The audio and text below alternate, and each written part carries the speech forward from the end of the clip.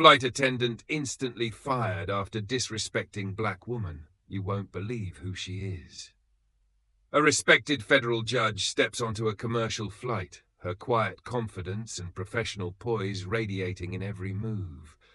But one flight attendant, clouded by bias and blinded by assumptions, decides she doesn't belong in first class. What begins as subtle disrespect escalates into a shocking act that sets the entire flight and the airline on a path of reckoning. By the time this journey ends, reputations will crumble, careers will be redefined, and justice will take flight in ways no one could have predicted. What happens when unchecked prejudice collides with unwavering integrity?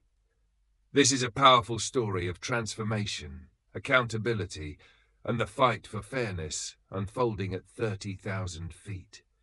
Before we begin, let us know where you're watching from in the comments below. If you're inspired by stories of justice and resilience, don't forget to like this video, share it with your friends, and subscribe to our channel for more impactful tales. Your support allows us to bring more stories like this to life. Now, let's dive in. Judge Eleanor Vance slid her carry-on beneath the seat in front of her, letting out a measured breath. The early morning flight from Washington, D.C. to Los Angeles had boarded smoothly, yet her thoughts buzzed with details of a high-stakes civil rights case. She opened her laptop and skimmed through a series of urgent emails marked Final Brief. Each line underscored the gravity of a class-action lawsuit demanding stronger protections against racial discrimination in public services. Years of legal experience had prepared her for such complexity, but this case felt more significant than most.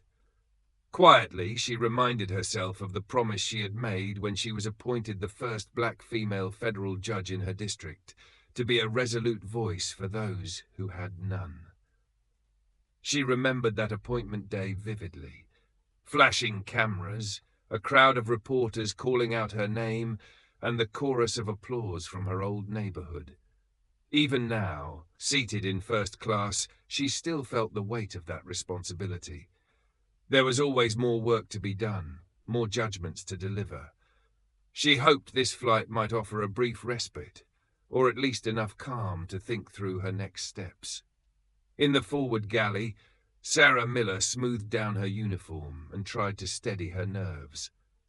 She came from a long line of aviation professionals. Her father was a decorated pilot, her grandfather a legend among early aviators.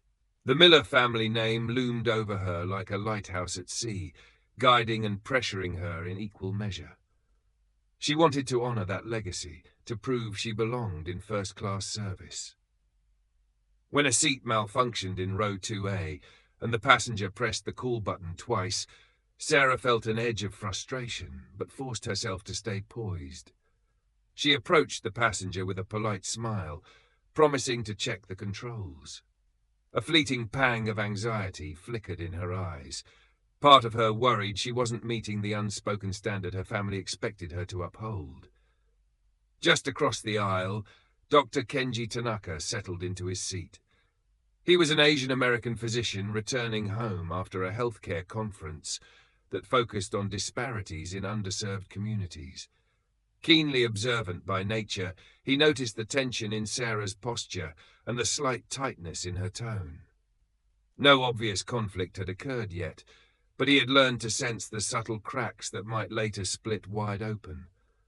With a quiet curiosity, he powered his phone on, ready to document anything unusual, a habit he had developed from years of medical research and advocacy.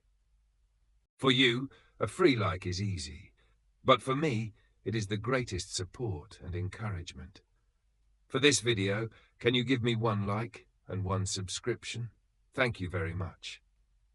When Sarah crouched down to inspect the faulty seat, she offered a brief apology to the passenger in row 2A. Although her words were courteous, a hint of annoyance seeped through. As she straightened, she caught sight of the woman in the adjacent seat, an African-American passenger working on legal documents with an official court seal. Sarah tried to suppress a momentary judgment. aware that her reaction felt slightly out of place. She recovered quickly, mustering a polite smile before moving on. Judge Vance, sensing the attendant's mild discomfort, returned a measured nod. She was well accustomed to subtle shifts in behavior, to looks that wondered why she carried herself with such composure. It was something she had lived with her entire career. Once the doors closed and the captain welcomed everyone on board, Eleanor exited her inbox and gazed out at the runway crew below. The murmur of the aircraft's engines reminded her of her earlier cases when she had invoked federal statutes to protect citizens who'd been marginalized. Another battle for justice awaited her in Los Angeles.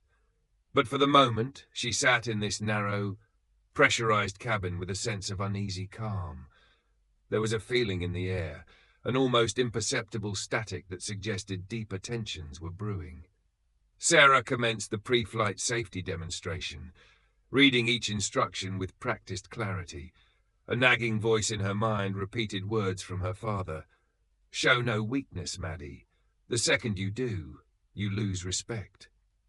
She glanced at Eleanor, who remained poised, then at Dr. Tanaka, who appeared to be quietly observing everyone. The need to prove herself nipped at Sarah's focus. She wanted to handle the broken seat quickly, to show she could manage any situation on her own, just as her father had taught her. After takeoff, she returned to row 2A. The seat mechanism was indeed stuck. She fiddled with it while maintaining a reassuring tone. The passenger's frustration was apparent, but she offered him a promise to consult the senior flight attendant, Eleanor Blackwood, who stood at the far end of first class. Sarah decided against calling Eleanor over just yet, determined to prove she could solve the problem independently. Dr. Tanaka watched the interaction from the corner of his eye, noting the subtle strain in Sarah's face. Judge Vance, meanwhile, resumed typing, though her demeanor was calm. She was not oblivious to the eddies of tension around her. For a moment, Sarah lingered in the galley, catching her reflection in the polished surface of a cabinet. Her uniform was immaculate, yet inside she felt a knot of uncertainty. She recognized a twinge of bias in her reaction to Eleanor's quiet authority, but she tried to shrug it off. She had a job to do. While she mentally rehearsed what to say when she returned to row 2A, a tiny voice nagged, "Why am I so bothered by this passenger who seems so confident?" Eleanor paused her reading to sip some water, reminding herself that true composure meant refusing to let anyone's unwarranted discomfort unsettle her. Moments like these, a fleeting look from a service worker, a subtle hesitation, were things she had encountered countless times. Often, they were brushed aside, invisible to others. Yet, for Eleanor, the accumulation of such moments had shaped her perspective on the very discrimination she was committed to eradicating through the power of the law. Dr. Tanaka quietly captured a brief video clip of the cabin. It revealed nothing overtly dramatic. A row of seats, a flight attendant returning from an unsuccessful attempt at fixing a recline function, a judge absorbed in her digital documents. Still, something nudged him. Over the years he had seen situations that started in the smallest of ways, an unkind tone, an ignored request, before they escalated into public outcries or civil lawsuits. In his experience, it was often the smallest triggers that broke the surface. For you, a free like is easy. But for me, it is the greatest support and encouragement. For this video, can you give me 1 like and 1 subscription? Thank you very much. When the captain's voice rose over the intercom to announce cruising altitude, Eleanor closed her laptop for a moment and glanced at the passing clouds outside. She felt the engines hum like a distant heartbeat. Sarah made her way down the aisle, holding her chin high. Dr. Tanaka studied his phone in his hand, uncertain if he would need it, but instinctively prepared. In that hush, each of them was caught in a quiet current of expectation, each bracing for a journey that would soon become far more turbulent than anyone had imagined. They were cruising at 36,000 feet, carried along by an unspoken tension that connected them in unseen ways. For Eleanor, it was the pull of justice. For Sarah, the weight of family legacy. For Dr. Tanaka, the vigilant awareness of a man who had witnessed subtle forms of prejudice many times before. None of them knew that this flight would soon become a lightning rod for conversations about bias and systemic change. In the stillness of that cabin, an unremarkable morning threatened to become a turning point in all their lives. Roughly half an hour after takeoff, the flight began to settle into its usual rhythm. Drinks were being served, and a handful of passengers had reclined their seats in an attempt to grab some extra rest. Despite the calm appearance, there was a distinct undercurrent of tension in first class. Sarah Miller, determined to prove herself, walked briskly from one seat to the next, checking on passengers with a polite but increasingly clipped tone. When she reached the gentleman in row 2A again, she found him growing more irritated over his still broken seat. She apologized and offered him complimentary headphones, assuring him she was doing her best. While their exchange was polite enough on the surface, a few other travelers began to notice her forced smiles and tight posture. One of them was Dr. Kenji Tanaka, who took brief note of the interaction before returning to his phone. Across the aisle, Judge Eleanor Vance tucked her laptop away and glanced toward the commotion. It was subtle. No raised voices, no overt accusations, but she sensed the passenger in row 2A growing restless under Sarah's somewhat strained service. Eleanor reminded herself to remain focused on her own work, yet she couldn't ignore the fact that Sarah's gaze lingered on her with more intensity than before. Having experienced countless microaggressions throughout her career, Eleanor recognized the signs of an attendant who might be harboring unfair assumptions, even if those assumptions hadn't yet crystallized into open hostility. Dr. Tanaka, likewise attuned to shifts in social cues, observed how Sarah tended to skip over Eleanor whenever she circulated to ask if anyone needed anything. He continued to record short snippets on his phone, each clip no more than a handful of seconds. He had no intention of posting anything, at least not yet, but an instinct told him to keep documenting these subtleties. Senior Flight Attendant Eleanor Blackwood soon appeared, projecting calm authority as she made her way to the front cabin. She was tall, with a composed bearing that hinted at her many years in the air.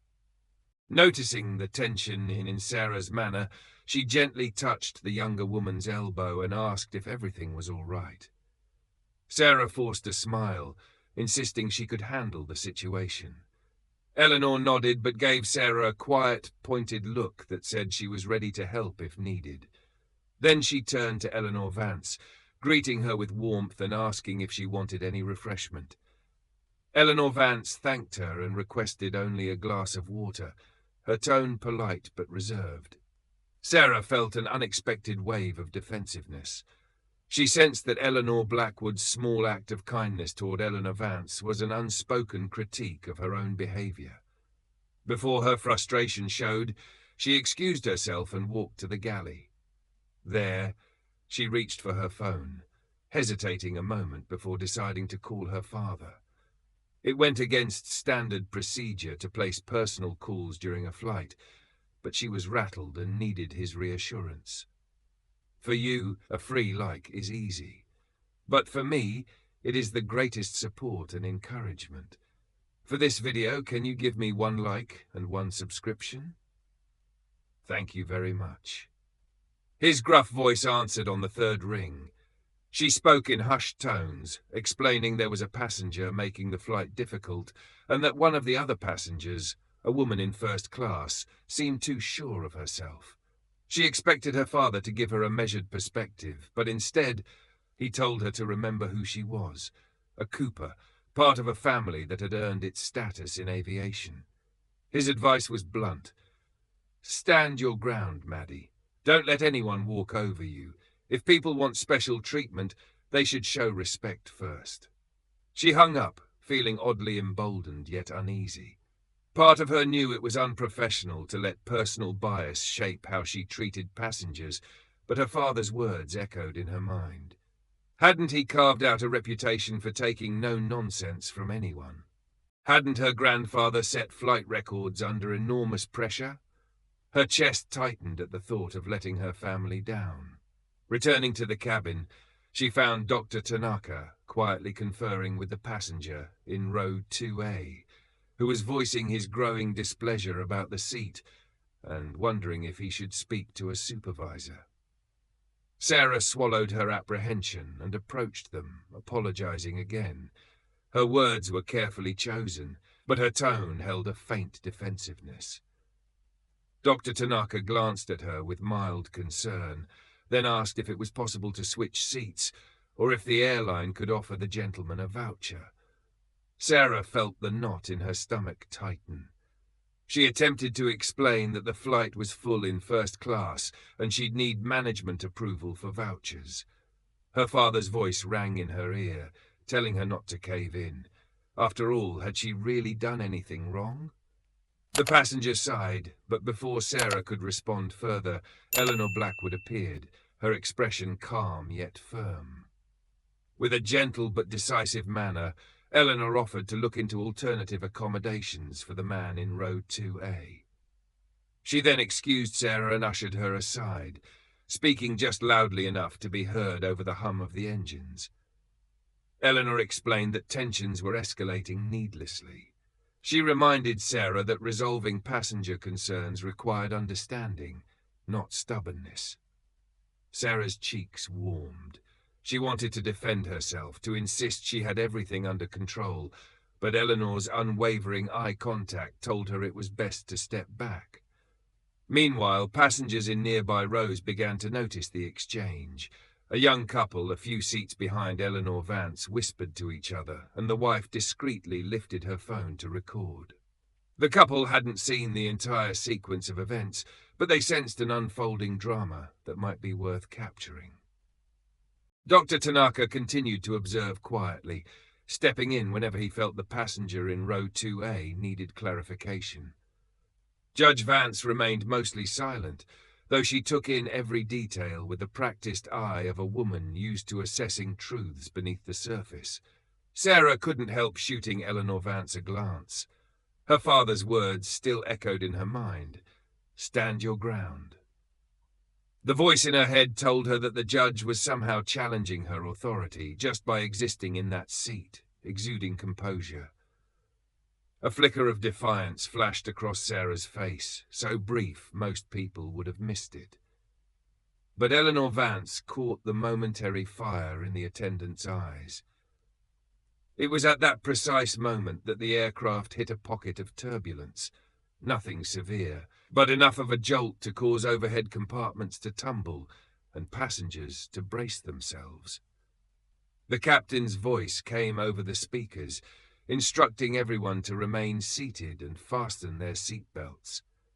The tension rose along with the mild shaking of the plane, and for a few charged seconds it felt as though the emotional and the literal turbulence were locked together, intensifying the uneasy atmosphere. Sarah steadied herself against her seat back. Eleanor Blackwood motioned for her to remain calm, then helped the passenger in row 2A readjust his seatbelt. Dr. Tanaka took the opportunity to switch off his phone camera, focusing instead on keeping his posture steady. Eleanor Vance inhaled slowly, her judicial instinct sensing that a more significant storm might be on the horizon. When the turbulence subsided and the cabin returned to an uneasy quiet, everyone seemed to exhale at once. Yet, beneath the lull, a charged energy remained. Passengers continued to watch Sarah and the interactions in first class. Social media posts, still in their infancy, were quietly taking shape on the phones of curious onlookers. Eleanor Blackwood walked down the aisle, checking seatbelts and offering a reassuring smile. Sarah lingered near the galley, torn between wanting to prove herself and fearing she was making matters worse. Eleanor Vance opened her laptop and tried to refocus on her legal briefs, though she couldn't shake the feeling that her very presence had become a point of contention. She had observed enough small gestures, enough microaggressions, to know that conflict often brewed quietly until something or someone forced it into the open. Dr. Tanaka caught her eye for a moment and offered a slight nod, a silent recognition that they were witnessing a situation that might soon escalate further. Somewhere in the back of the plane, flight attendants served drinks to other passengers, oblivious to the tension in first class. Here in row 2, though, the flight had taken on an entirely different atmosphere. The quiet shifting of phones, the whispered comments, and Sarah's increasingly brittle composure all signaled trouble. For you, a free like is easy, but for me, it is the greatest support and encouragement. For this video, can you give me 1 like and 1 subscription? Thank you very much. Time passed slowly after the turbulence subsided, leaving a tense hush in the first-class cabin. The passenger in row 2A reclined as best he could in his broken seat, visibly frustrated but trying not to make a scene. Sarah Miller moved quietly up and down the aisle, offering drinks or checking seatbelts, her body language guarded and her smile unwavering. Underneath that facade, however, she was battling the unease that had intensified with every glance from Judge Eleanor Vance. A dozen thoughts swirled in her mind. Her father's words about standing her ground, the nagging feeling she might be failing at her job, and the silent suspicion that Eleanor, poised and composed, was judging her in more ways than one. Dr. Raymond Tanaka noticed Sarah's hands trembling slightly whenever she poured a drink. He had filmed small snippets earlier, but now found himself too focused on the mounting friction to even lift his phone. Eleanor, for her part, tried to return to the legal briefs on her laptop. Whenever Sarah passed by, Eleanor sensed the young attendant's posture stiffen. Across the aisle, a few curious passengers whispered about the flight attendant with an attitude, while others merely caught fleeting hints of conflict in the air. Eventually, the passenger in row 2A summoned Sarah once more. She approached with a forced calm, hoping to resolve whatever complaint he might have. He pointed out that he was trying to get some work done, much like Eleanor, and needed to adjust his seat. When Sarah tried the controls again, it jammed completely, causing the seat to jolt. Caught off guard, the man let out a sharp expletive. Sarah tensed, apologizing in a tone that came out more curt than kind. She promised to fetch Eleanor Blackwood, the senior flight attendant. As Sarah turned, she locked eyes with Eleanor Vance, who had looked up from her screen upon hearing the passenger's outburst. Something about Eleanor's measured stare, so calm and yet undeniably authoritative, ignited a buried sense of indignation inside Sarah. It was as though every doubt she harbored about her competence, about the pressure from her family, about the latent bias she refused to name, coalesced into a single spark. Before she could stop herself, she muttered under her breath, "Some people don't know their place." Though it was unclear if the remark was directed at the exasperated passenger or at Eleanor, the words carried just enough force that a hush settled over the seats nearby. Eleanor Vance heard the comment and raised an eyebrow, closing her laptop in one composed motion. Dr. Tanaka watched Sarah's expression shift from annoyance to something that looked alarmingly close to panic. In the same moment, Eleanor Blackwood arrived, stepping between Sarah and the passenger in row 2A. She offered the man a firm apology and reassured him they would find some remedy, whether a new seat later in the flight or appropriate compensation. Afterward, Sarah's temper flared again. Fueled by the tension between her father's advice to be unyielding and Eleanor Blackwood's calm efficiency, she felt overshadowed, as though Eleanor was silently telegraphing that Sarah couldn't handle things on her own. "What's happening here?" Eleanor Blackwood asked quietly, her gaze moving between Sarah and the others. The passenger started to speak, then hesitated when he noticed Sarah's eyes brimming with resentment. Eleanor Vance, observing it all, rose halfway from her seat, intending to diffuse any potential confrontation. Dr. Tanaka, too, stood, holding his phone at his side, prepared to intervene if necessary. Sarah opened her mouth, intending to explain or at least defend herself. A pulse thundered in her ears as she saw Eleanor Vance step forward, quiet, calm, but undeniably commanding the attention of everyone nearby. The judge's very presence seemed to challenge Sarah's sense of authority, her carefully maintained facade. Eleanor Vance spoke first, her voice a measured calm. "Let's handle this with respect, please. Everyone here just wants a peaceful flight."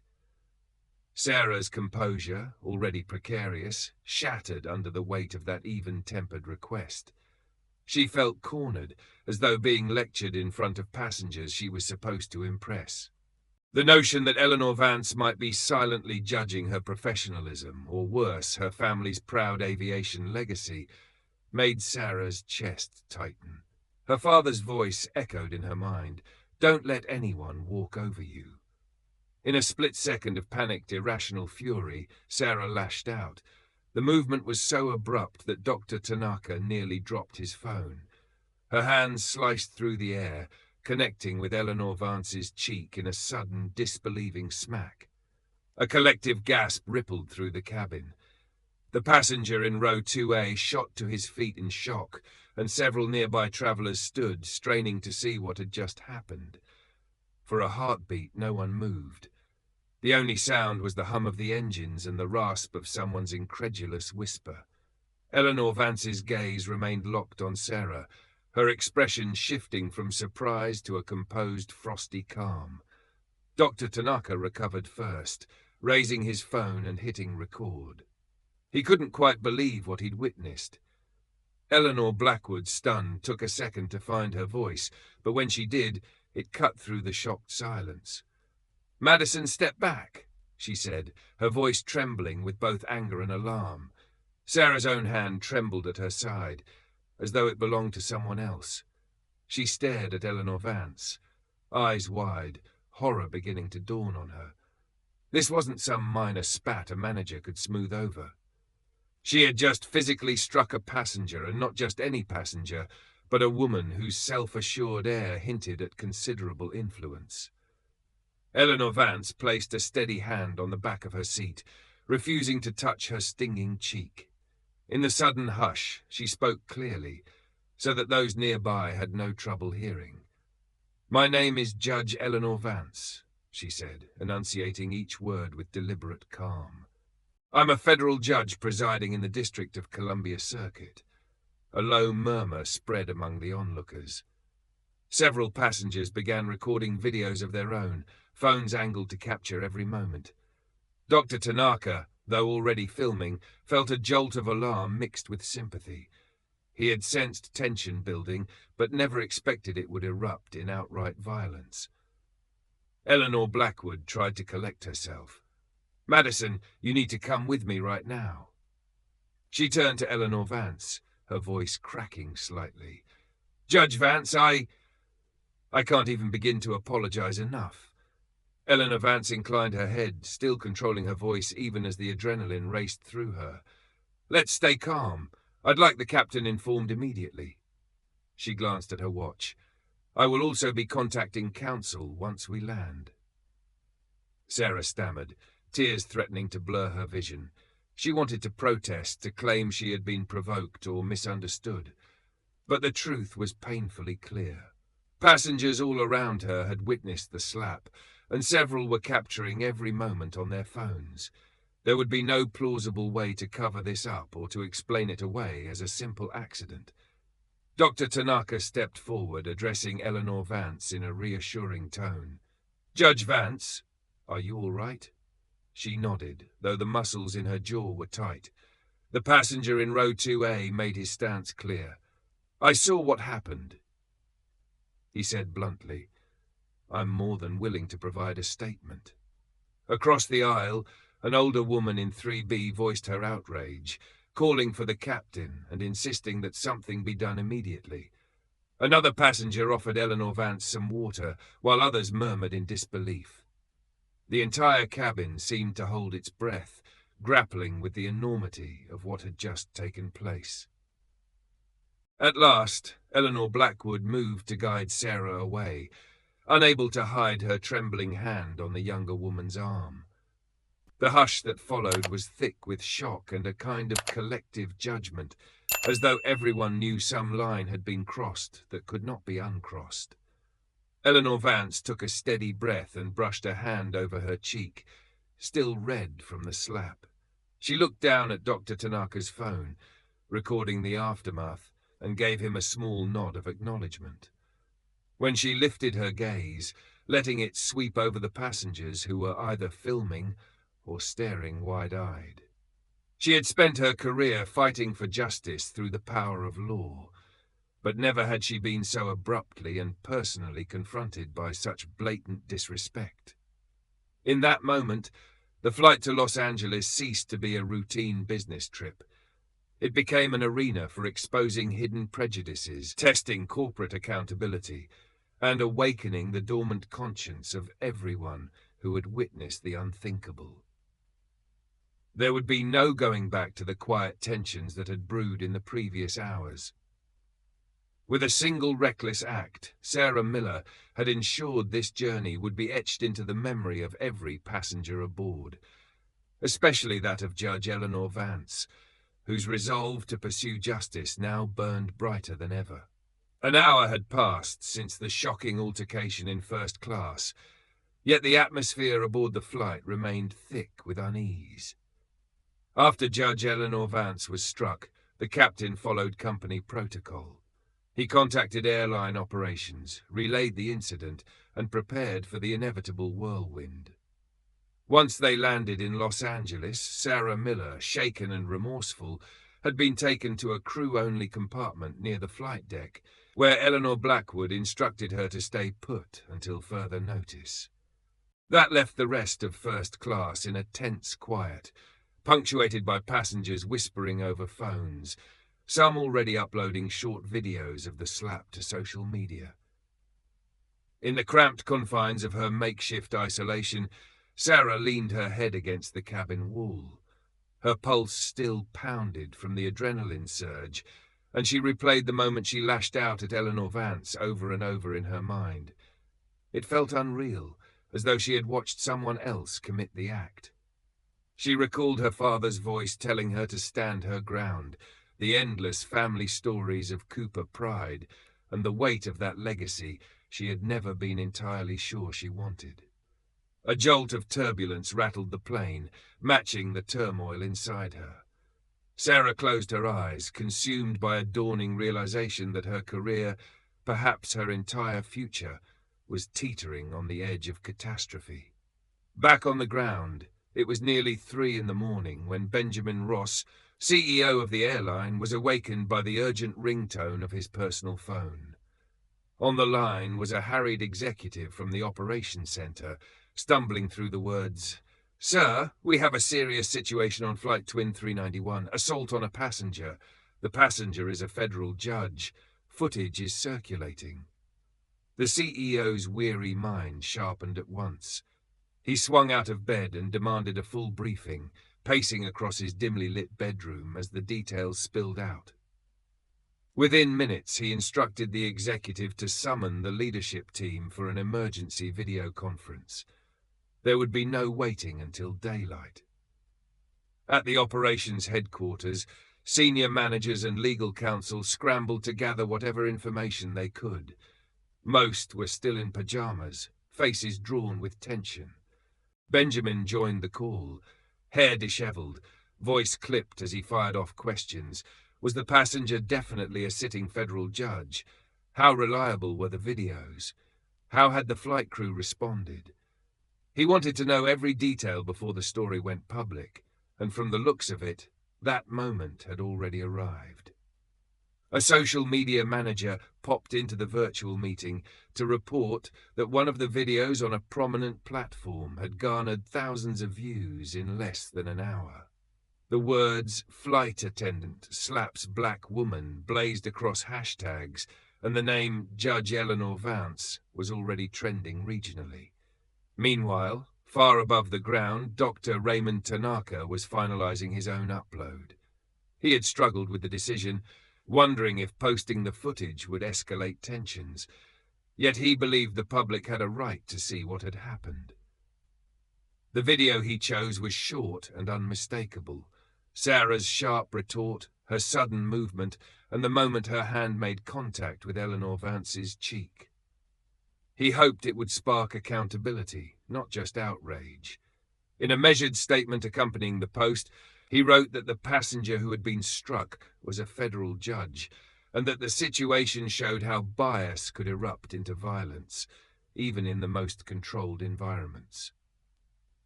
Judge Eleanor Vance, though outwardly composed, felt the sting on her cheek as a persistent reminder that words alone could not undo a moment of unleashed prejudice.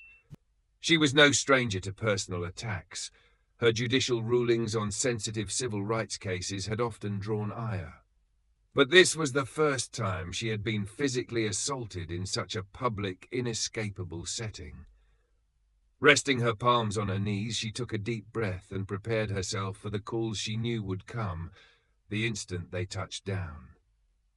Indeed, even mid-air, she began receiving messages from court clerks and a couple of fellow judges who'd seen the video that was already circulating.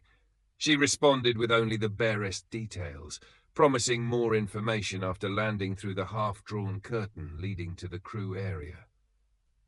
Eleanor Blackwood kept a vigilant eye on the rest of first class. She had spoken quietly to Eleanor Vance, offering her sincere apologies and a promise that the airline would handle the situation according to strict protocol. Now Eleanor stood near the galley, scrolling through her phone, dreading the moment they would land and the media frenzy that would surely erupt. A memory tugged at her, complaints about a different flight attendant from months prior, also involving allegations of racially charged misconduct, which seemed to have vanished from the system. At the time, Eleanor had questioned why no follow-up was done.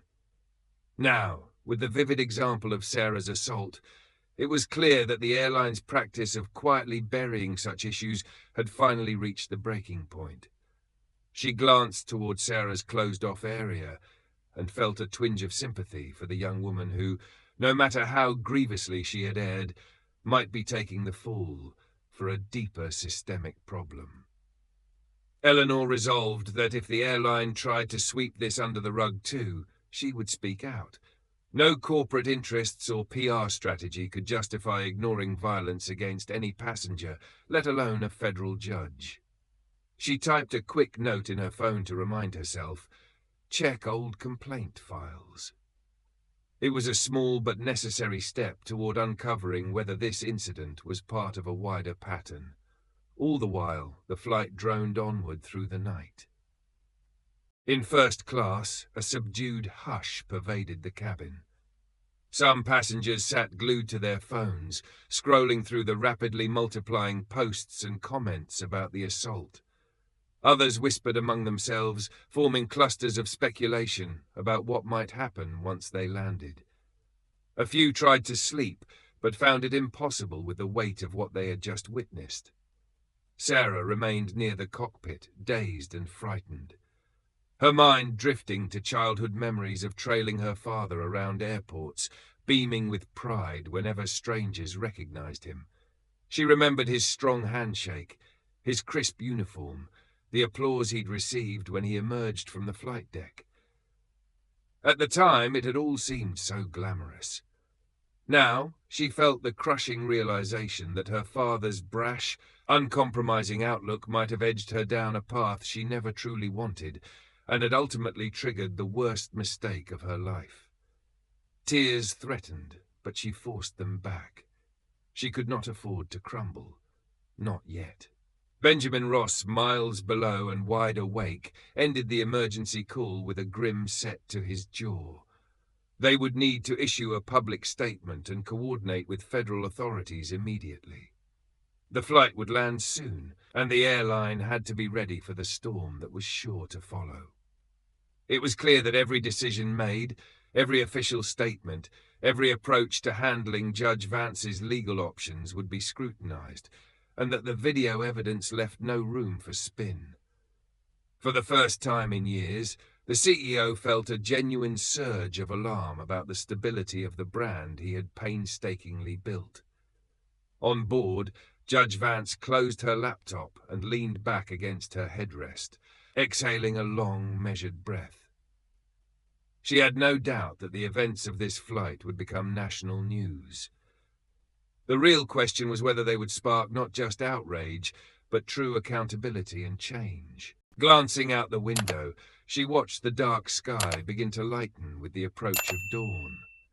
Before the sun rose over Los Angeles, she would be on the ground, fielding calls from the media, her colleagues, and possibly even government officials. This was the descent into crisis, not only for an airline that had failed to curb destructive biases, but for everyone aboard Flight 2391, each now caught in the gravity of a far-reaching legal and moral reckoning. The plane cut steadily through the night, carrying them all toward a day none of them could have anticipated, but one that would undoubtedly alter every life it touched. By the time Flight 2391 finally touched down in Los Angeles, mid-morning light had replaced the last traces of dawn. Judge Eleanor Vance stepped into the jet bridge, bracing herself for the cameras that flashed the moment she appeared. A handful of reporters had rushed to the gate as rumors spread of an in-flight assault on a federal judge. Although Eleanor's face remained poised, every muscle in her body felt tight, the sting on her cheek serving as a constant reminder of the incident that had shattered the peace of her journey. Sarah Miller, escorted by airline security, kept her head bowed as she was led away. She felt more like a bystander in her own life than the active participant who had raised her hand against Eleanor. Each step echoed with the reality that nothing would ever be the same. The shouts of reporters and the clicks of shutters mixed into a dull roar behind her, and she wondered how she would even begin to tell her father what she had done. Dr. Raymond Tanaka stayed close to Eleanor Blackwood. She had asked him to remain at her side as a witness, and he agreed without hesitation. He had posted several short videos of the incident, carefully labeling them with the bare facts. Now, as he walked through the terminal, he could feel his pulse hammering, unsure whether his small measure of citizen journalism would push the airline toward genuine accountability or simply spark an internet uproar. Airline officials whisked Eleanor Vance outside to a waiting car, showering her with apologies and offers to handle her luggage. She politely declined. From the moment she'd been appointed to the bench, she had vowed never to let others carry her load. She could shoulder her own. Once inside the car, she turned her phone on. It instantly buzzed with messages from media outlets, fellow judges, and civil rights advocates. She felt an old, familiar resolve take hold. The deep awareness that this was not only about one flight attendant's mistake, but about the system that had allowed bias to fester until it erupted into violence. Later that day, she sat alone in the law firm's high-rise conference room, the broad windows overlooking the sprawling city of Los Angeles. She thought of the many cases she had argued or presided over, moments when she stood up against institutional prejudice that ran deeper than any single act of wrongdoing. She remembered her earliest victory as a young lawyer, fighting unscrupulous lending practices targeting black homeowners, and the police brutality case she presided over that led to changes in oversight and discipline. Each triumph felt hard-won, reminding her that prejudice rarely vanished overnight. Now, the physical sting on her cheek underscored how easily discrimination slipped into violence when overlooked. Her attorney friend, Marcus Sullivan, entered the room with a measured step. He had rushed here the instant he learned of the assault. They exchanged a brief greeting, before he settled in across from her. With little preamble, he laid out his concerns. The airline was likely to pursue a swift settlement, hoping to contain a public relations firestorm, but growing outrage online suggested the public wanted deeper accountability. Eleanor, answering in a calm, resolute voice, made it clear that she was prepared to transform this incident into a pivotal case if there was a way to force a systemic reckoning within the airline and potentially the entire industry. She intended to see it through. While Eleanor and Marcus discussed legal strategies, Sarah sat in an airport hotel, staring at the uniform draped over a chair. Hours earlier, she had been suspended from duty, barred from discussing the case publicly until the airline's internal investigation concluded. She scrolled through her phone, seeing messages from high school acquaintances who had recognized her in the viral clips, along with repeated calls from her father, his voicemails ricocheting between fury and denial. He demanded that she claim self-defense, insisted she threaten a countersuit, and warned her not to jeopardize the Cooper name. In a moment of painful clarity, Sarah wondered if the legacy she had revered was built on an unspoken acceptance of superiority, an attitude she had never truly examined until it became her downfall. The memory of her grandfather commanding respect in an era when pilots were romanticized icons now felt like a shadow harboring darker undertones.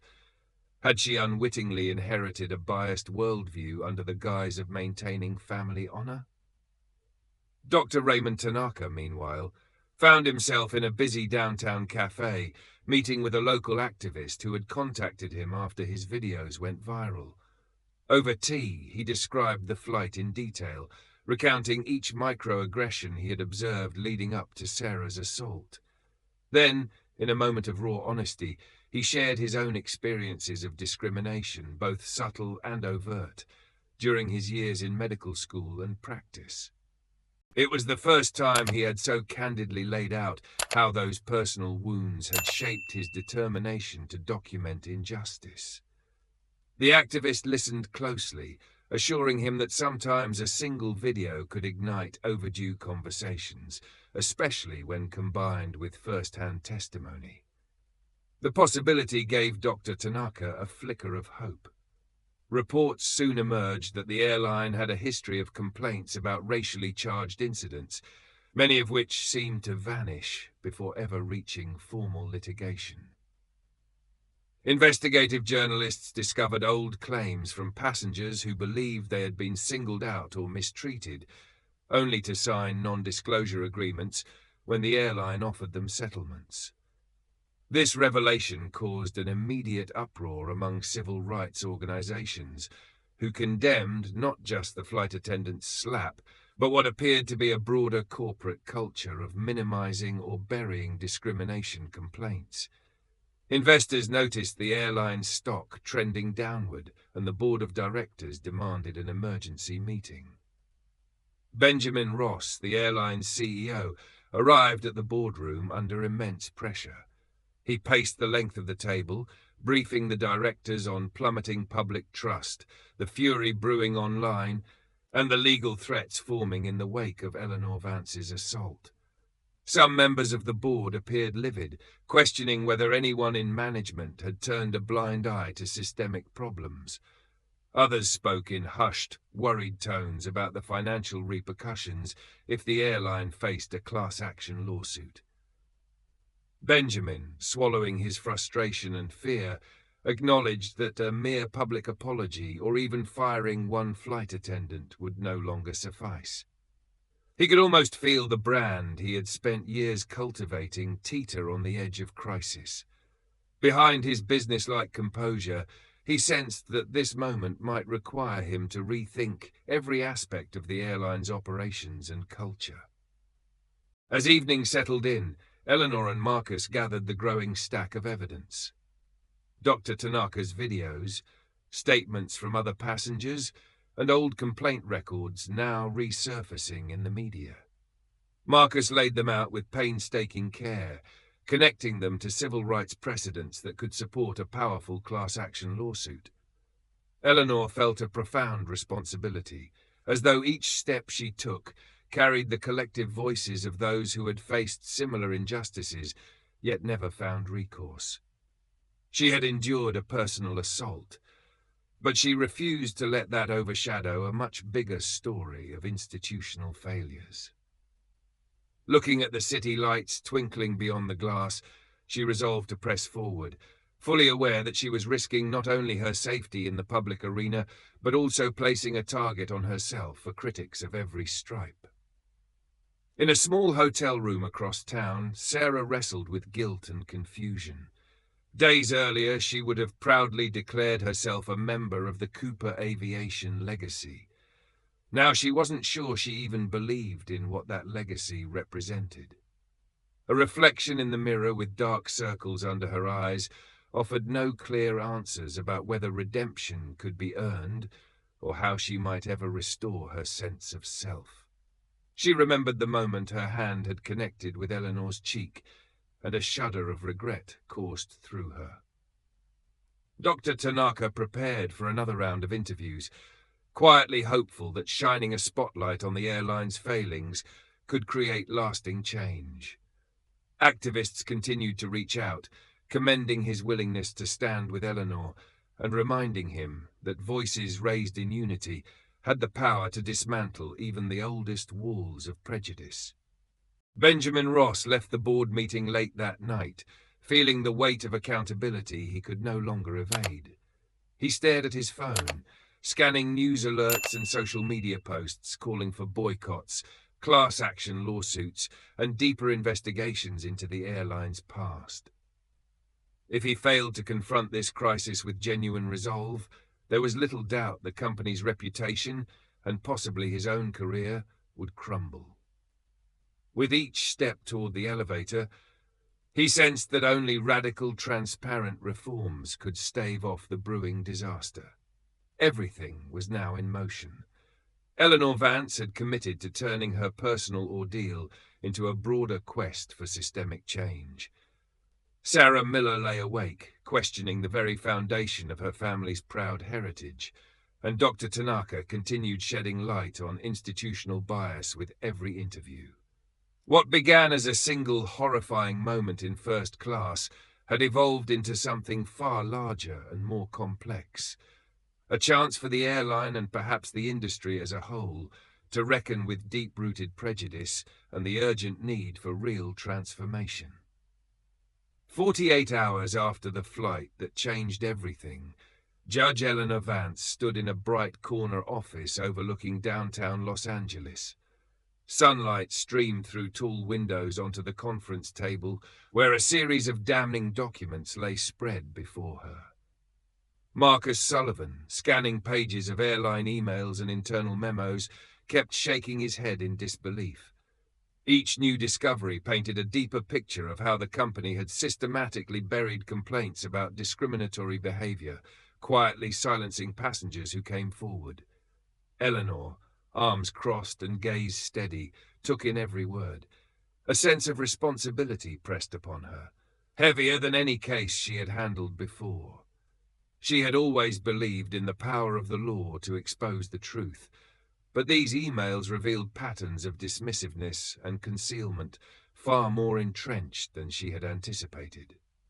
It was no longer a question of one rogue flight attendant or even a handful of isolated incidents. This was evidence of a corporate culture that repeatedly chosen to protect its image rather than confront hard facts. Elsewhere in the city, Sarah Miller woke from a fitful sleep to find her hotel room phone flashing with missed calls.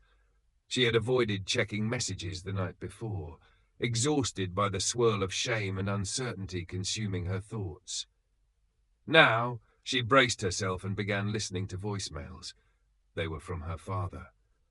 Every message throbbed with anger and admonition, pressuring her to fight, to insist she had been provoked, to deny everything. Others came from distant relatives she barely knew, urging her to defend the Cooper family name at all costs. Tossing the phone aside, she buried her head in her hands. The memories of that slap, the look in Eleanor's eyes, and her own mixture of rage and confusion had taken permanent residence in her mind.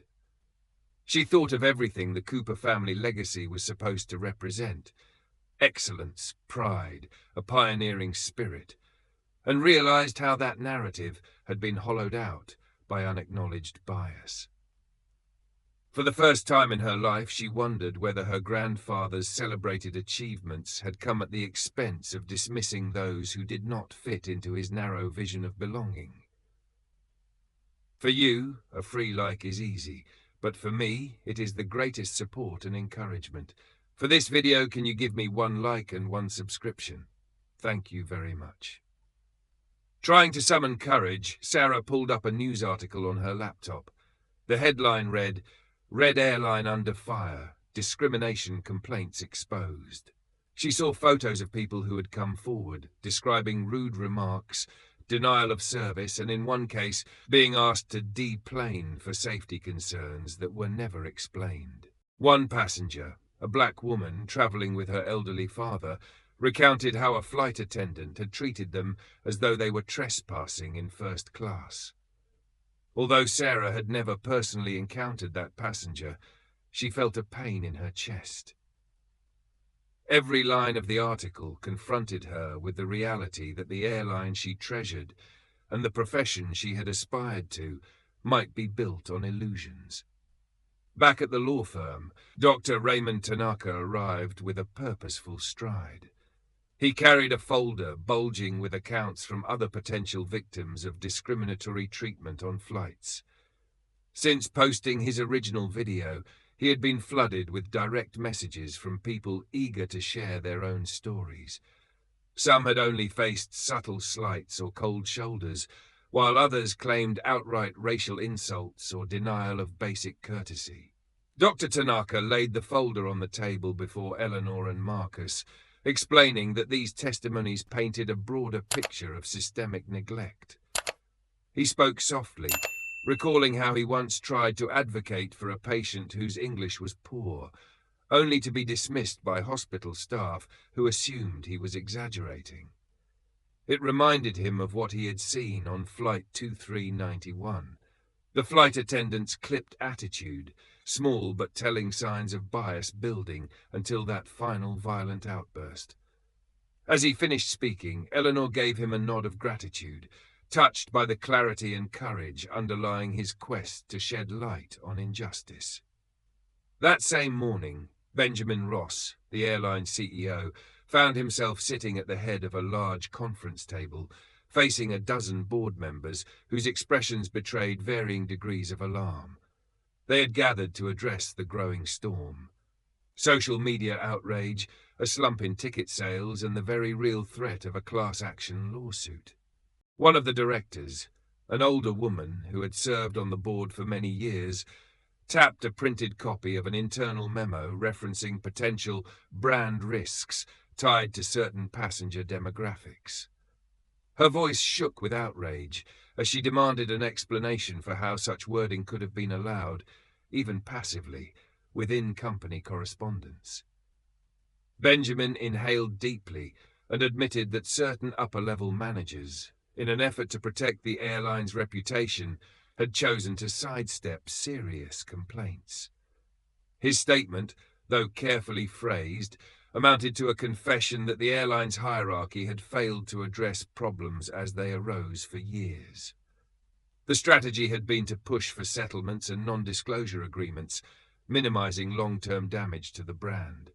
Now, there was no avoiding the reality that such tactics were backfiring spectacularly. The board demanded comprehensive reforms, and some insisted it might be time for a leadership shake-up if the crisis wasn't contained.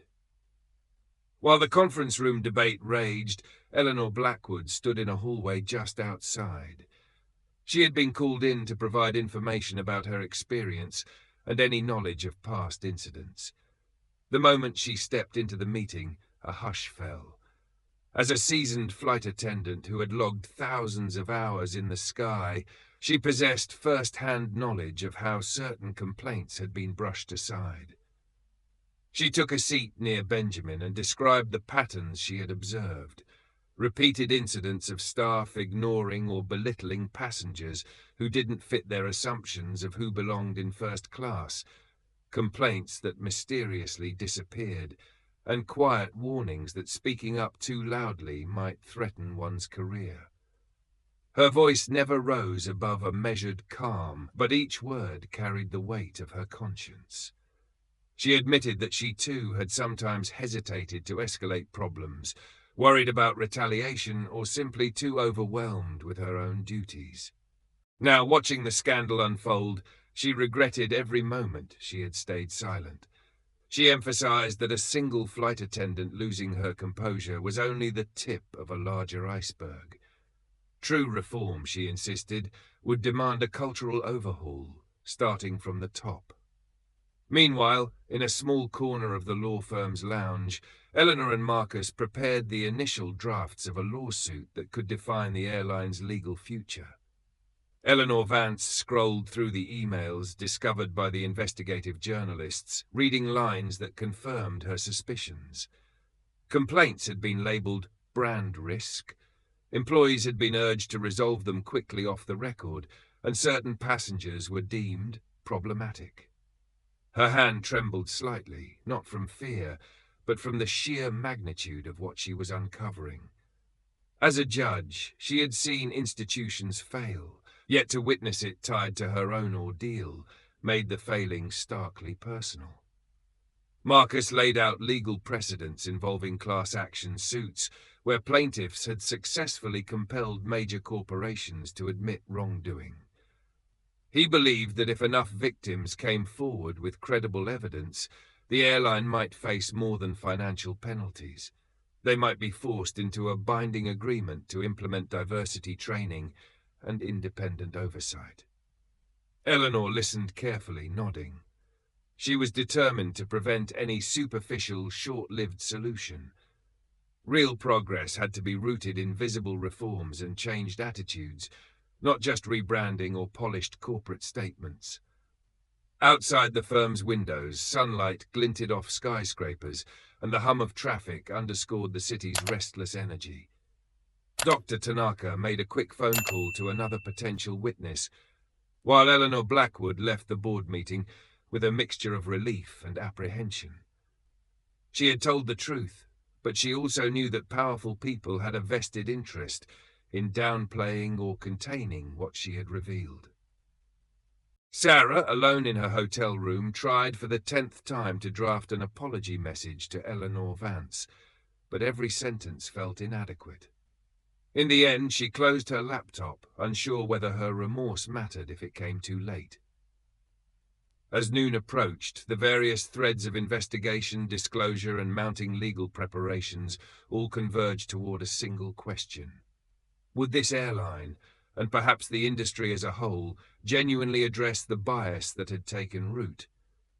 Or would it opt for half measures meant to quiet the clamour? The evidence was piling up, each new document or testimony acting like a gust of wind, pushing the airline closer to a full reckoning. Within the law firm's bustling corridors, Eleanor Vance stood by a window, gazing at the sky she knew so well. Before this case, truth at altitude had been nothing more than a lofty phrase about how people often reveal their true selves on an airplane when tensions were high and pretenses worn thin. Now, it took on a sharper meaning. Whatever illusions of civility or competence the airline had relied on were falling away, replaced by stark truth about prejudice and corporate negligence. She sighed and turned back toward Marcus, who was gesturing for her to review another set of documents. Across the city, employees, shareholders, and victims of past misconduct braced themselves for the storm that loomed on the horizon. In her heart, Eleanor believed that exposing these failures was the first step, perhaps the only step, toward meaningful change. If the airline was willing to confront its hidden biases and commit to a path of genuine reform, maybe something good could emerge from the turbulence that had shaken them all. If not, she would pursue the lawsuit until every secret was laid bare and accountability was no longer negotiable. For you, a free like is easy, but for me it is the greatest support and encouragement.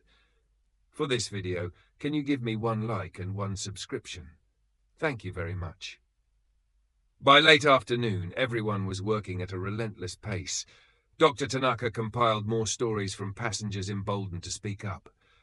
Eleanor Blackwood finalized her internal statement for investigators. Sarah, alone with her thoughts, began to question how to reconcile her upbringing with the startling realization that genuine family pride should never require belittling or excluding others. And at the heart of it all, Eleanor and Marcus marshaled their growing evidence, determined to prove that justice belonged to everyone, at any altitude, under any circumstance, no matter how carefully it had been hidden before. A week had passed since the flight that shook an entire airline to its core, and Judge Eleanor Vance found herself once again in the stately offices of a downtown law firm. Morning sun poured through high windows onto polished conference tables, reflecting the determined faces of lawyers, activists, and journalists who had gathered for what promised to be a defining day. In the center of it all stood Eleanor and Marcus Sullivan, armed with stacks of legal briefs that outlined a class-action lawsuit designed to challenge not just one corporation, but a system that had enabled discrimination for far too long. Marcus cleared his throat and addressed the assembled group, his tone measured, but everyone could sense the electric charge running beneath his words. He announced that they had officially filed a collective legal action against the airline on behalf of multiple plaintiffs who had suffered racial bias, poor treatment, or outright discrimination while traveling. There were audible gasps among the crowd, followed by hurried questions, but Marcus held up a hand and promised that a formal statement would be distributed shortly. Beside him, Eleanor Vance surveyed the room, recalling the moment she first realized she would not allow her personal assault to be dismissed as an unfortunate one-off. Too many people had reached out with their own stories, echoing a pattern she could no longer attribute to bad luck or isolated incidents. The announcement sent ripples through the aviation industry. Within hours, corporate communications teams at rival airlines began huddling behind closed doors, scrutinizing their own employee conduct records and assessing whether they might be next in line for public scrutiny. Trade publications buzzed with speculation, quoting unnamed executives who insisted the problem was confined to one carrier, while others cautioned that the entire industry might be due for a reckoning. Eleanor Vance read these articles with a mixture of resolve and cautious optimism. If it took a public scandal to force reforms across the board, then perhaps the shockwave she was creating would serve a purpose. Meanwhile, Sarah Miller found herself pacing a modest hotel suite not far from the law firm. She had taken a bold, wrenching step and contacted Marcus's office that morning, leaving a message that she intended to cooperate with the lawsuit, even if it meant testifying against the airline that once represented her family legacy. She had spent the previous night in turmoil, replaying a lifetime of half-spoken assumptions and grand expectations. Somehow, after all the heartbreak and shame, she had come to see that her best chance at restitution, both for herself and for those wronged, lay in revealing the truth. With shaky hands, she waited for a call back, determined to explain exactly how complaints of bias were hushed up or ignored. Her decision felt like standing on the edge of a cliff, but for the first time since the slap, she sensed the possibility of genuine redemption.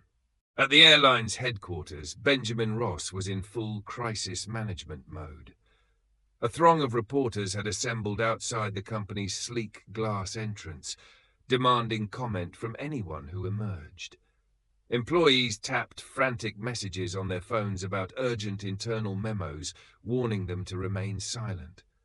Ross found himself in a war room with senior executives, public relations advisors, and a cadre of legal specialists who seemed more intent on damage control than real introspection. The CEO rubbed his temples as they strategized how to spin the class action filing. He glanced at an up-to-the-minute poll showing the airline's favorability ratings plummeting, with consumers vowing to boycott.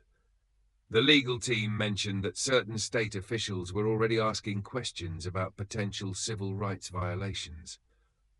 Ross exhaled, realizing that unless he found a way to address the deep systemic issues, no PR strategy would stem this tide of outrage. Just as he was about to respond, a junior aide burst into the room with news.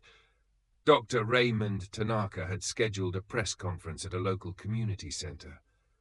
Word was spreading that Dr. Tanaka had assembled several former passengers who claimed similar encounters of bias.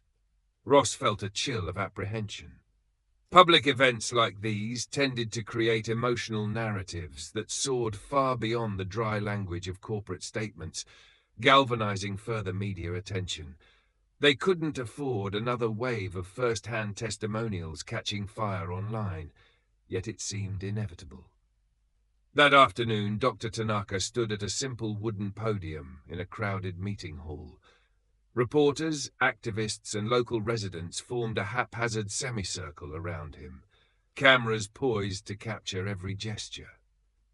Beside him stood men and women who had stepped forward after seeing his videos, each holding signed affidavits recounting how airline personnel allegedly belittled, harassed, or otherwise mistreated them based on race or background. Dr. Tanaka took a moment to center himself, recalling his own experiences of subtle and not-so-subtle discrimination. He recognized the gravity of giving people a platform to share these stories in public. When he began to speak, his words were calm but clear, emphasizing that the class action lawsuit was not about punishing one brand for the sake of it, but about ensuring accountability for an entire structure that had enabled employees to act on personal biases with impunity. Eleanor Blackwood watched the press conference from her phone in the quiet of a break room at the airline's main office. She had spent the morning in a tense closed-door session with lawyers demanding to know which documents she might have seen or saved. Her conscience had led her to disclose a trove of emails and internal memos that called into question how certain complaints had quietly vanished. The more she revealed, the more she realized that selective ignorance had come from the top down. Now, seeing Dr. Tanaka's public stand, she felt a certain relief. If enough voices spoke up, perhaps there was a chance this entire system could be unmade and rebuilt on something like fairness. By evening, news outlets were running segments on the unfolding crisis, capturing everything from Eleanor and Marcus's legal filing to Dr. Tanaka's press conference. Interviews featured blurred lines of the internal documents Eleanor Blackwood had leaked, hinting at a widespread corporate practice of categorizing complaints by risk factor before deciding which ones warranted serious action. Other airlines, sensing the winds of public discontent, quietly began rolling out statements touting their commitments to equity and inclusion. Public chatter reflected skepticism. Many asked why these statements seemed reactionary rather than proactive. At a makeshift desk in her hotel room, Sarah finally picked up when Marcus called. His voice was professional, but not unkind. He wanted to confirm whether she was prepared to make a formal statement in support of the lawsuit and potentially testify to what she had seen and heard behind the scenes. Sarah closed her eyes. This moment felt like the culmination of her inner battle. Every memory of her father's stories, every hint of biased beliefs that she had absorbed uncritically, every moral hesitation she'd swallowed until it erupted into violence. She told Marcus yes, she was ready to speak the truth, even if it meant severing the last ties to a legacy she once cherished. That night, the law firm remained lit long after most of downtown had gone dark. Eleanor and Marcus methodically organized new evidence and refined the language of the complaint. Dr. Tanaka appeared via video call, updating them on the testimonies he had collected. Sarah's decision to testify against the airline left them cautiously optimistic. Her inside perspective could prove invaluable in demonstrating that what happened on Flight 23391 was merely a symptom of deeper cultural failings. And so, the system on trial took shape. A legal and public challenge that would demand accountability from the airline, compel Benjamin Ross to address the flaws in his corporate culture, and embolden other carriers to scrutinize their own policies. Public curiosity about the final outcome soared as more details leaked, each revelation sparking further condemnation, hope, or both. Long after the conference calls ended and the meeting rooms emptied, Eleanor Vance gazed at the skyline's shifting shadows, reflecting on how a single moment of violence had grown into a multifaceted crusade. The days ahead would be grueling, riddled with court dates, heated media coverage, and personal attacks from those intent on keeping the status quo. Yet she felt a renewed sense of purpose. Standing by the windows, she recalled the vows she made at the start of her judicial career, to fight for justice wherever she found inequity. Now, with so many voices rallying toward the same cause, she believed that an enduring transformation might just be possible, not only for this airline, but for an entire industry, and for all the passengers who had ever felt they had no place aboard. Less than 2 weeks after the lawsuit was filed, the world caught its first glimpse of the high-stakes hearings that would determine the future of the airline and perhaps set a precedent for an entire industry. A large wood-panelled room in a federal building became the stage for an open session, where attorneys, corporate representatives, and key witnesses gathered. Rows of onlookers and journalists lined the back of the chamber, notebooks and cameras at the ready. Judge Eleanor Vance, despite being a central figure in the case, sat in the gallery this time, watching as other voices stepped forward to present their testimonies. For you, a free like is easy, but for me, it is the greatest support and encouragement. For this video, can you give me 1 like and 1 subscription? Thank you very much. Sarah Miller arrived early, her palms cold against the folder she carried. Inside were documents detailing conversations she had overheard in the flight attendants' break rooms, and emails that hinted at a systemic willingness to dismiss or downplay complaints. When her name was called, she stood and smoothed down her skirt, walking to the podium. She could feel the weight of her family legacy pressing on her shoulders, almost as if her father's critical gaze were in the room. In an even voice, Sarah recounted how the airline's unspoken culture had molded her attitude, making it seem acceptable to harbor subtle biases, and how that unexamined prejudice eventually sparked an outburst she still regretted. She talked about the pressure to uphold the Cooper name at all costs, describing a legacy she had once seen as heroic, but now understood to be far more complicated. Heads nodded across the chamber, and more than one reporter scribbled furiously as she explained her decision to break ties with the airline and speak the truth. Meanwhile, Benjamin Ross took his seat at the front, flanked by lawyers he knew he would be called upon to respond to direct questions on. Sarah finished inwardly. He braced himself for the rising anger in the room. The documents Dr. Tanaka and Eleanor Blackwood had unearthed showed a pattern of complaint suppression that Ross could no longer deny. Hours earlier, he had told his legal team they needed a strategy that went beyond defending the status quo. He was no stranger to crisis management, but something in the magnitude of this hearing had shifted his perspective. As he listened to Sarah's confession, he felt an unfamiliar stir of sympathy. Perhaps he too had buried his head in the sand, rationalizing it as protecting the brand when in reality he had chosen denial over reform. Before the lunch recess, Ross asked to be recognized by the panel leading the hearing. He rose slowly, as though the collective weight of the airline's mistake sat on his shoulders. His voice echoed across the hushed room when he acknowledged that the company had erred, not just in how it handled recent events, but in how it had consistently dismissed allegations of discrimination. In what felt like an unprecedented step, he proposed a suite of sweeping reforms. New hiring policies that prioritized diversity, mandatory anti-bias training for all employees from ground crew to upper management, and an independent oversight committee empowered to investigate and act on passenger complaints. The hush in the room deepened. Moments later, a flurry of whispers and hushed exclamations rippled through the spectators as reporters realized they were witnessing a public pivot, a CEO stepping out from behind a wall of corporate attorneys to assume personal responsibility.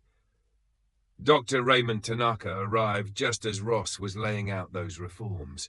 He had been delayed by a meeting where he formally registered the non-profit organization he had founded, a group dedicated to supporting airline passengers who encountered discrimination. Its purpose was to collect data, provide legal resources, and advocate for stronger regulations across the industry. Dr. Tanaka listened intently to Ross's announcement, a swirl of relief and skepticism battling in his mind.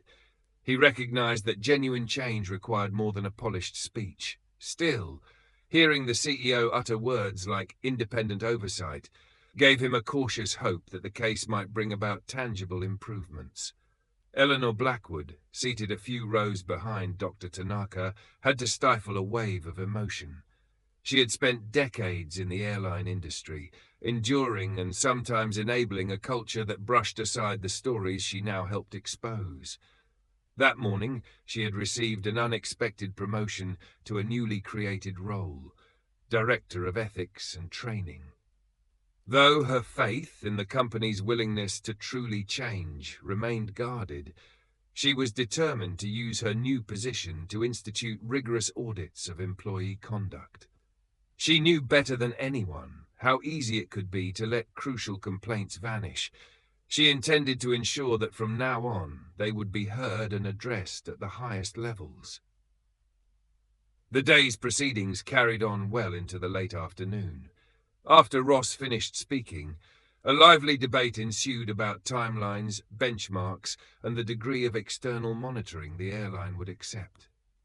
Eleanor Vance, uncharacteristically quiet, observed it all with measured attention. She recalled her own initial confrontation on that fateful flight, the doubt in Sarah's eyes, the shock in the other passengers' expressions, and the burning indignation she felt at being reduced to a target of someone's unexamined biases. Now, less than a month later, she saw some of those same faces in the hearing room. Witnesses, advocates, reporters gathered together in pursuit of accountability. At a break in the session, she stepped outside to address a group of journalists who swarmed with microphones and cameras. She spoke carefully, emphasizing that while the airline's proposals were a positive step, true justice required consistent follow-through. In response to a question about her personal demands, she outlined a clear set of conditions she believed essential for any settlement. Fully transparent data on employee misconduct, binding agreements to discipline or terminate those who engaged in discrimination, and a regular external audit to verify the company's compliance. Looking into the journalist's lenses, Eleanor stressed that this lawsuit might influence not only one corporate giant, but the entire airline industry, pushing every carrier to reassess how they handled passenger treatment. By early evening, the news media swarmed outside the hearing room, broadcasting updates to viewers around the country. Talk shows began inviting legal analysts to weigh in on whether Benjamin Ross's proposed reforms would suffice, or if the case would need to move forward in court. Observers noted that other major airlines had taken small steps toward revising their policies in the face of the public outcry. The discussion among commentators often circled back to the idea that a single lawsuit, propelled by a diverse coalition of voices, had effectively cornered a powerful corporation into acknowledging and tackling its long-standing failings. After the final gavel rang out for the day, Participants spilled into the hallway, phones buzzing with messages. Dr. Tanaka conferred with a group of advocates who wanted to help him expand his new organization. Sarah, visibly spent, quietly thanked Marcus for allowing her to speak.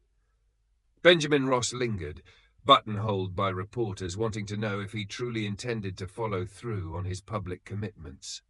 Meanwhile, Eleanor Blackwood slipped away, already making phone calls about mandatory training updates she hoped to implement the following month. Standing near the exit, Eleanor Vance took one last look around.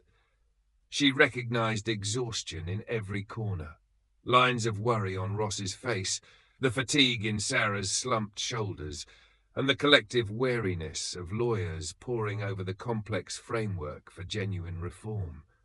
Yet, there was a glint of something else, the beginnings of an agreement, if only a tentative one, that real change might be not just possible, but imminent.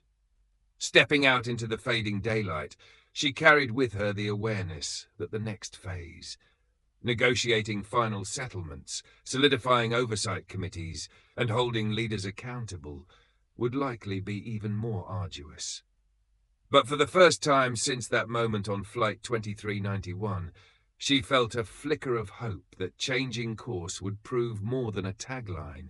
It could become a genuine turning point, not just for one airline or one lawsuit, but for everyone who believed in an air travel industry free from the burdens of bias and exclusion.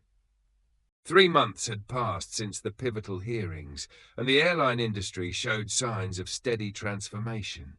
The flurry of press coverage and legal discussions had finally begun to settle, leaving room for real, concrete changes to take root. At the airline's headquarters, a new ethos seemed to ripple through every department. Bright, motivational posters replaced old corporate slogans, and staff spoke openly about the fundamental shift occurring under the guidance of a restructured leadership team. Though the journey was far from over, optimism filled the air in a way few employees had ever experienced. Sarah Miller walked into a sunlit conference room, her newly issued name badge identifying her as a speaker and diversity advocate. She had parted ways with her uniform and flight attendant title, exchanging them for the chance to lead workshops on equality and inclusion. The role was still new to her, and she felt tinges of anxiety whenever she recalled how her own biases had triggered the incident that sparked this wave of reform. Yet, standing in front of a small group of aspiring flight attendants, she spoke from the heart, describing how unexamined assumptions could breed injustice. For the first time, she felt pride in a legacy that wasn't about the Cooper family name, but about the choices she had made to be part of something larger, something that could truly mend the broken threads of her past. Meanwhile, Dr. Raymond Tanaka's vision for a comprehensive support organization was flourishing. Empowered by the momentum of the lawsuit's resolution, he had grown the fledgling non-profit into a robust advocacy group named Flight for Fairness. Volunteers and staff worked tirelessly to field calls from passengers all over the country who recounted their own stories of mistreatment or subtle bias. The organization offered legal referrals, emotional support, and even partnered with researchers to gather statistics on which airlines and routes most frequently drew complaints. This shift was not just a reaction to one scandal, it was the beginning of a movement, one that aimed to reshape the way the aviation industry thought about its customers and employees alike. As Flight for Fairness expanded its reach, the pressure for other airlines to follow suit grew stronger, especially with the growing public demand for transparency and accountability. In the months to come, these changes would ripple outward, creating a more inclusive atmosphere for both passengers and workers across the country. The fight was far from over, but the seeds of a new era in air travel were finally taking root. As Dr. Tanaka strode through his newly rented office space, he felt a surge of pride in how far things had come since that harrowing flight. Much remained to be done. Systemic change never arrived neatly packaged, but he believed they had made an undeniable start. At the same time, Eleanor Blackwood oversaw the launch of comprehensive training programs that reached far beyond simple customer service reminders. Every employee, from baggage handlers to gate agents to senior executives, was required to participate in immersive workshops on cultural sensitivity and unconscious bias, using real-life case studies, interactive role plays, and candid group discussions. Eleanor strove to dismantle the old, unspoken culture that had quietly sanctioned inequitable behavior.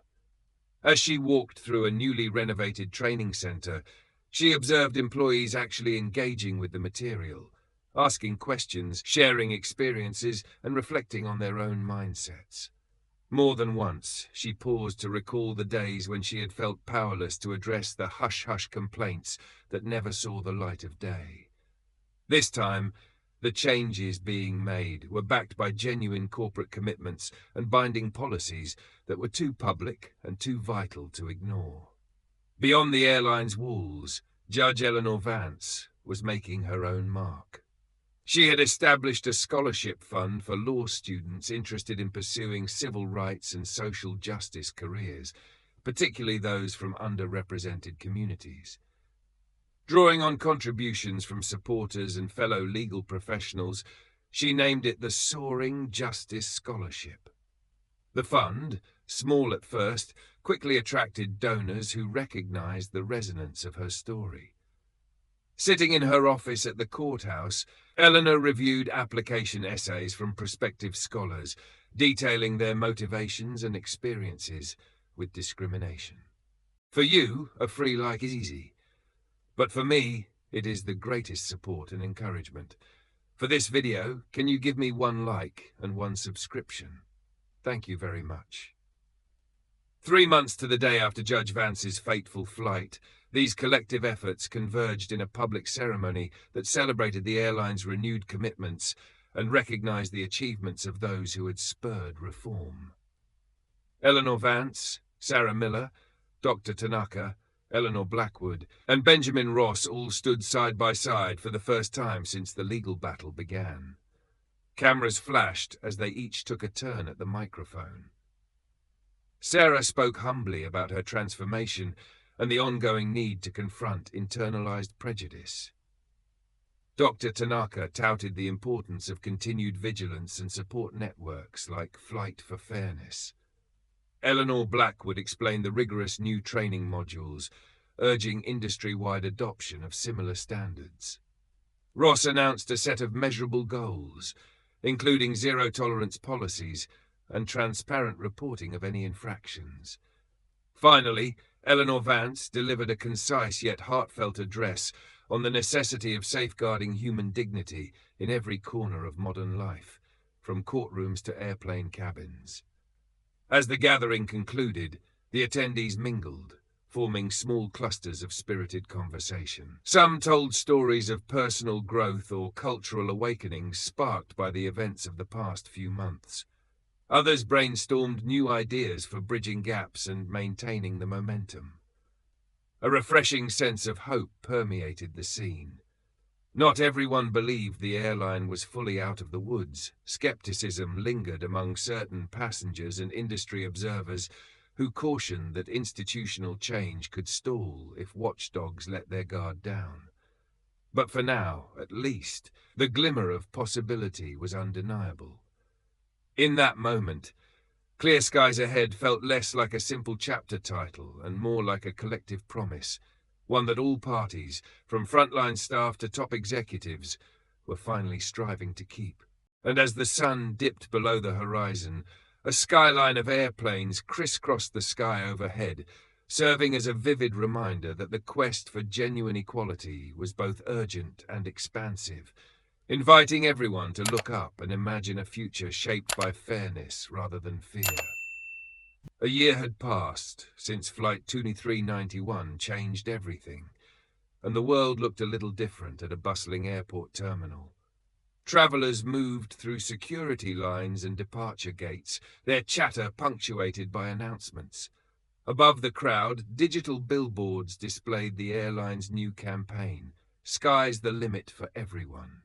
The posters showed diverse crews, passengers of all backgrounds, and a slogan promising inclusivity at every altitude. Judge Eleanor Vance arrived at the terminal that morning, her stride steady but reflective. The past year had been a whirlwind, filled with courtroom debates, public forums, and the slow yet steady work of reform. She had flown in for a commemorative ceremony marking the airline's transformation. As she glanced at the digital screens, her lips curved into a faint smile. She'd seen promises like these before, but this time the evidence suggested something real. Policies with teeth, training programs that demanded accountability, and an oversight committee that didn't flinch from hard truths. Her first stop was a small cafe tucked near Gate 12. She ordered tea, and as she waited, a young man approached. He hesitated, then said, "Judge Vance, I just wanted to thank you.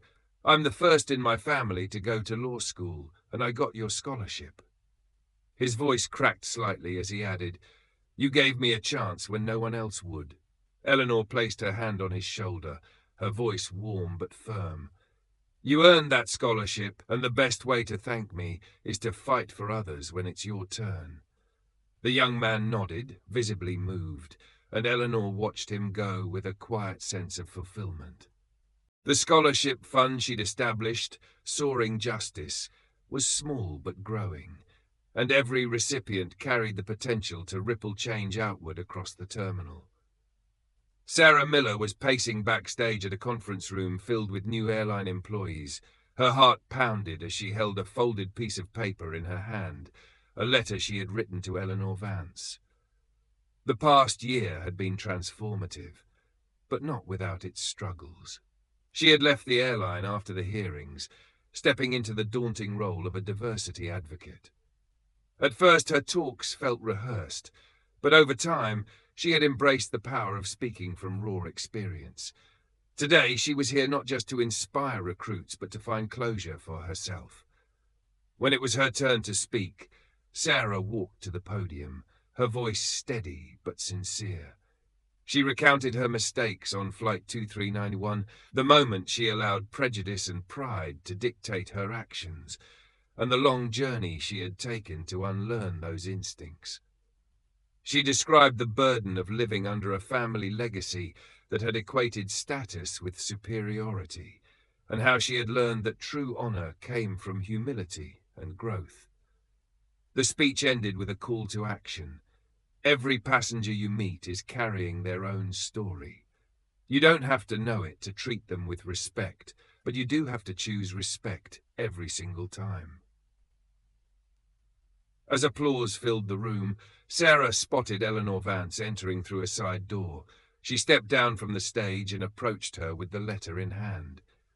"Judge Vance," she said softly, "I've carried this for months. It's a letter of apology, but also of thanks. You didn't have to show me grace, but you did, and it changed everything." Eleanor unfolded the letter, her expression unreadable as she scanned its contents. When she looked up, her eyes were kind. "Sarah," she said, "growth matters more than perfection. Keep choosing better. That's all the thanks I need. For you, a free like is easy, but for me, it is the greatest support and encouragement. For this video, can you give me 1 like and 1 subscription? Thank you very much." In another wing of the terminal, Dr. Raymond Tanaka stood at a table displaying materials from Flight for Fairness, the non-profit he had nurtured into a national force for advocacy. The organization's hotline now fielded thousands of calls annually, offering support to passengers who faced bias or mistreatment. His team had also partnered with universities and civil rights groups to gather data that fueled industry-wide reforms. Today, as travelers stopped by his table, Dr. Tanaka explained their latest initiative, a mobile app that allowed passengers to report incidents in real time, ensuring accountability before issues could be swept under the rug. As he spoke, a woman approached with tears in her eyes. "Dr. Tanaka," she said, "you probably don't remember me, but I was on flight 2391. I didn't speak up that day. I was too scared, but your courage inspired me to stand up for myself on another flight, and it made all the difference." Her words hit him like a wave. "Thank you for telling me," he replied, his voice thick with emotion. "Change starts when one person refuses to stay silent." Nearby, Eleanor Blackwood oversaw the final touches on the day's event. As Director of Ethics and Training, she had spent the past year embedding new policies into every corner of the airline. Her proudest achievement was the creation of an independent oversight board staffed by external experts. Unlike the old system, this board reported directly to shareholders, ensuring transparency. "It's not just about punishing bad actors," Eleanor told a reporter during an interview. "It's about creating a culture where everyone feels empowered to do the right thing." As the ceremony began, Benjamin Ross took the stage first, his tone measured yet reflective, acknowledging the company's failures and pledging continued vigilance. He detailed the reforms implemented over the past year, from revamped hiring practices to an anonymous reporting system and routine audits by the Oversight Board. "We're not perfect," he admitted, "but we're committed to proving that change is not just possible, it's necessary." Next came Eleanor Vance, who delivered a closing speech that tied together every thread of the past year. She highlighted the power of individual actions. Sarah's decision to speak out, Dr. Tanaka's advocacy, Eleanor's courage to share the truth, and Ross's eventual reckoning. "When systems fail," she said, her voice resonant, "it is up to individuals to demand better, and when individuals stand together, they can move mountains." As the ceremony concluded, applause thundered through the room. Eleanor Vance, Sarah Miller, Dr. Tanaka, Eleanor Blackwood, and Ross stood together for a photo, their smiles genuine despite the long road they had travelled. Later that evening, as the terminal quieted, Eleanor Vance found herself near a large window overlooking the runway. Sarah joined her, followed by Dr. Tanaka and Eleanor Blackwood. For a moment they stood in comfortable silence, watching planes take off against a vibrant sunset. "I used to think flying was just about getting somewhere," Sarah said softly. "Now I see it's about how you treat people along the way." Eleanor Vance nodded. "Every journey leaves a mark on you and on the people you touch." Just then Benjamin Ross approached, holding a framed plaque. "This," he said, presenting it to Eleanor Vance, "is the first annual Soaring Justice Award. We named it in your honor to remind ourselves that progress requires accountability." Eleanor Vance accepted the plaque, her expression equal parts gratitude and resolve. "Thank you," she said. "Let's make sure the skies stay clear for everyone."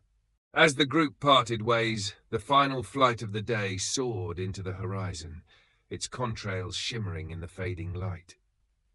The scene left a lasting impression.